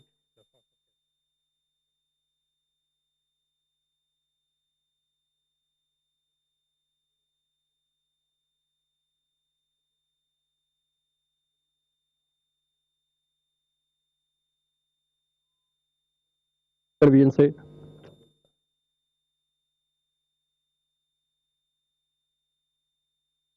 سر میرا کوشچن یہ ہے کہ آپ نے فرمایا تھوڑی دیر پہلے کہ سلمان اقبال صاحب جو ہیں ان کے رابطوں کے حوالے سے ارشد شریف صاحب کے ساتھ اور انہیں پاکستان لا کے تحقیقات میں شامل کرنا چاہیے. تو عمران خان صاحب بار بار یہ فرما رہے ہیں کہ انہیں پتا تھا کہ کیا تھریٹ ہے ان کی جان کو خطرہ ہے اور میں نے انہیں باہر بھجوایا. تو کیا آپ سمجھتے ہیں کہ انہیں بھی جو ہے وہ ان سے بھی تحقیقات ہونی چاہیے؟ نمبر 2 سر پوچھنا یہ چاہ رہا ہوں کہ کمیشن بن گیا تحقیقاتی کمیٹی بھی بن گئی تو آپ کیا سمجھتے ہیں کہ یہ تحقیقات کب تک مکمل ہو جائیں گی؟ اور ڈی جی آئی ایس آئی صاحب نے فرمایا کہ ہم نے اپنے لوگ جو ہے اس سے ودرا کر لیے ہیں. تو سر کیا کمیشن کو جب ضرورت پڑے گی کسی اسٹیج پہ آئی ایس آئی کی تو آئی ایس آئی کیا انہیں مدد فراہم کرے گی اس حصے میں؟ اپنے انڈیویجولز اس سے ودرا کیے لیکن اگر کمیشن کو کسی بھی صورت میں ادارے کی ایکسپرٹیز کی ضرورت پڑی تو ہر ممکن اسسٹنس دی جائے گی. اس میں کوئی دو رائے نہیں ہو سکتی. آپ نے جو دوسرا پہلا سوال کیا اس کے بارے میں پہلے ہی جواب دے چکا ہوں کہ انکوائری کمیشن نے یہ فیصلہ کرنا ہے کہ کس کس نے اس بارے میں کیا کیا بات کی ہے اور ان سے اگر وہ ان کو شامل تفتیش کرنا چاہتے ہیں تو کریں. میں نے سلمان اقبال صاحب کا ذکر خاص طور پہ اس لیے کیا کہ جتنے سوالات ہم نے اٹھائے ہیں ان میں کہیں نہ کہیں it is very important that he is brought back to the country and he is part of the investigation. میرا آپ سوال کرنا چاہ رہی ہیں جی. This should be the last question. Sir, you two are sitting on a very hot seat right now. These two seats are really hot right now. اور آپ نے ابھی جتنی بھی میں نے آپ کی بریفنگ سنی ہے D G I respect D G I کی تمام تر کامنٹس سنے ہیں آپ اس میں ایک میڈیا ہاؤس انوالوڈ ہے اور ایک وہ پولیٹیکل شخصیت انوالوڈ ہے جو کہ اس وقت he is taking heads on the institution both the institutions right now. آج کی یہ پریس کانفرنس آپ دونوں کا آنا it's very extraordinary. And when you leave this room and when we are going to leave this room, there will be another chaos. We are expecting another chaos on the social media. تو ابھی کیا آپ نے اس کے ریپریکاشنز آپ کے ذہن میں کیا آ رہے ہیں؟ کیونکہ سوشل میڈیا پہ I'm sure کہ ابھی آپ دونوں کے حوالے سے اس کے اوپر بات چیت ہو رہی ہوگی اور ایک میڈیا کارڈ بھی ہوگا. I hope you understand that کہ ایک میڈیا ہاؤس ابھی سے یہ کہے گا کہ ہمیں آج نشانہ بنایا گیا ہے تو اس کے ریپریکاشنز کو ہینڈل کرنے کے لیے D G I S P R آپ ویری ریسپیکٹولی آپ سے میرا یہ ہے کہ آپ کے ذہن میں اب کیا ہے آگے کا لائحہ عمل کیونکہ سلمان اقبال صاحب کا نام لیا گیا ہے وہ باہر ہیں ابھی ملک میں نہیں ہیں اور ان کی جو چیٹ کے ہم نے اسکرین شاٹس دیکھے اٹ شوز کہ he was directly involved with everything. Respected D G I آپ کا آج یہاں آنا از obviously it was discussed by many and it was indeed a very informative session with you. آپ کیا سمجھتے ہیں آپ کو بائی نیم پچھلے سال سے اب تک بہت نشانہ بنایا گیا ہے. تو ڈو یو تھنک کہ آج کی اس پریس کانفرنس سے آپ سیٹسفائی کر پائے ہیں؟ Because the youth is looking at you, جن کے آپ نے ذہن سازی کی بھی بات کی ہے. تو what do you think you are able to cope up with that impression as well? Thank you so much. میرے لیے ذات کی کوئی اہمیت نہیں ہے. اگر میری ذات کی اہمیت ہوتی تو میں اس سال کے مارچ میں آپ کے سامنے بیٹھا ہوں. تو معلوم ہے جب سے میں نے یہ منصب سنبھالا ہے بہت کم ملتا ہوں، نہ ہونے کے برابر. اس لیے کہ مجھے اپنی ذات سے فکر نہیں ہے. آج جو میں آیا ہوں اس کی جو وجوہات ہیں وہ میں نے آپ کو بتا دی ہیں. آپ نے سوال پوچھا کہ یہاں سے آپ اٹھ کے جائیں گے تو سوشل میڈیا پہ بہت شور ہوگا. دیکھیے قوم نے جن فرائض کا بوجھ میرے پہ رکھا ہے اس میں میرے پاس اتنا وقت نہیں ہے کہ میں سوشل میڈیا پہ جو جھوٹ فریب اور گلیز پروپیگنڈا اس کو دیکھوں. And I really don't care, کیونکہ جو قوم نے میرے پہ وزن رکھا ہے، میرے پہ فرائض منصبی ہیں، میری تمام تر توجہ وہ ہے، میری ذات نہیں ہے. کہا میڈیا کارڈ اور repercussions and everything, obviously there is every action has a reaction. We all understand that. We are aware of that. تو آج ہم نے بات چیت کی، میں نے جیسے کہا کہ ہم نے کسی پہ کوئی الزام لگانے کی کوشش نہیں کی ہے. We have just brought the facts out and we have placed them in front of you. It is for you to connect the dots and it is for you to see who is playing a media card and who is running a smear campaign, even in the wake of all the facts that we have given today. So یہ وہ چیزیں ہیں جن کے اوپر میں سمجھتا ہوں کہ ہمیں آپ کی سپورٹ چاہیے ہوگی. اب آپ اس کو آگے لے کے چلیں گے. ہمارے پاس جو ابھی تک تھا وہ ہم نے شیئر کیا اور ہمارا فیوچر کا جو لائے عمل ہے وہ بھی ہم نے آپ کو بتا دیا ہے کہ we are only waiting for the inquiry commission and we have already said کہ ہم چاہتے ہیں کہ اس کو بیسٹ پاسبل ریسورسز دیے جائیں اس کمیشن کو، اس کمیٹی کو، اور بیسٹ پاسبل انوائرمنٹ دیا جائے تاکہ وہ اس کیس کو پوری طریقے سے انویسٹیگیٹ کر کے اس کو حل کر سکے. Thank you very much for being here today. We are really grateful. Thank you.